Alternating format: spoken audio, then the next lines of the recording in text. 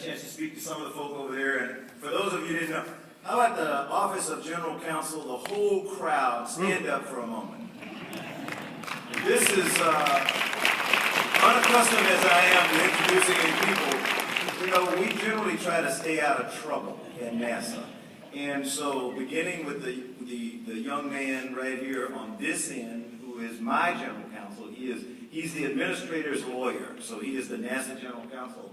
And I will brag on Mike Woolley real quick. Like me, he is a United States Marine. Unlike me, he wears a big watch because he's a fighter pilot. He is the world's greatest fighter pilot.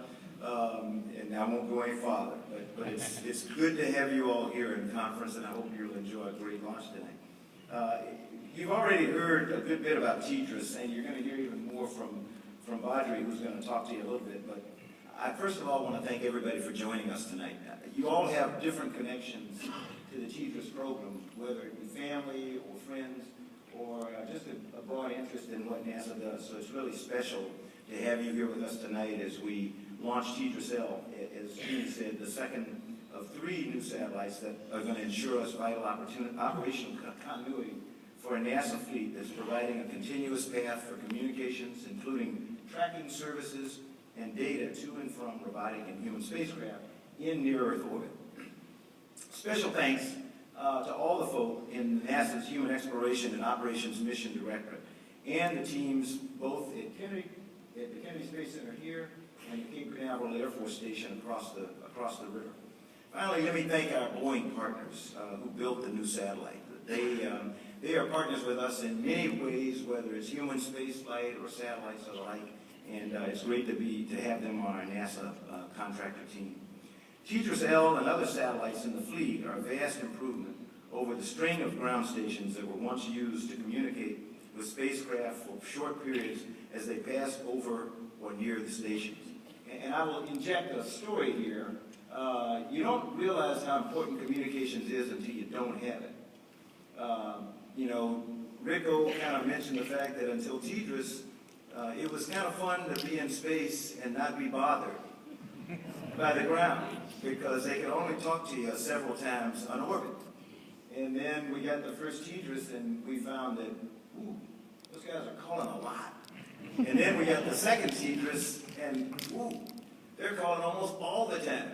And now that we have a complete constellation, ooh, there's never any time that they're not calling. So from the standpoint of being an operator on orbit, like the people on the International Space Station today, they're in contact with the ground constantly. Almost never not a capability to talk to the ground.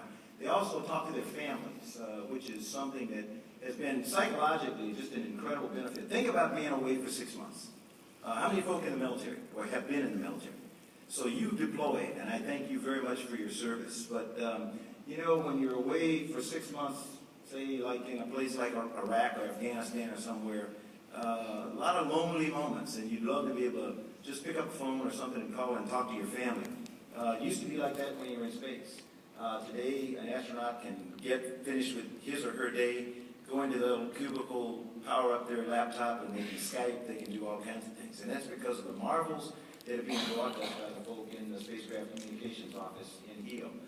So big night tonight, celebrating the addition of another satellite to the constellation. Each generation of these satellites has introduced new technologies and expanded capabilities. TDRS-L has a high-performance solar panel designed for more spacecraft power to meet the growing S-band transponders and communications.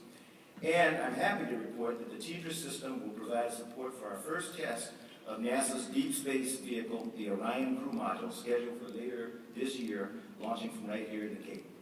This test will see Orion travel farther into space than any human spacecraft has gone in more than 40 years. TDRS-L and our entire fleet of communication satellites provide a vital service to America's civil space program. They are essential to the success of NASA's strategy of transitioning low Earth orbit operations to commercial partners so that we can focus on our development of technologies and spacecraft needed to take our astronauts to places no human has ever gone before. Again, thanks to all of you for coming out and sharing this launch evening with us And thanks for all of your support for NASA. Go Atlas 5 and Godspeed TDRS-L.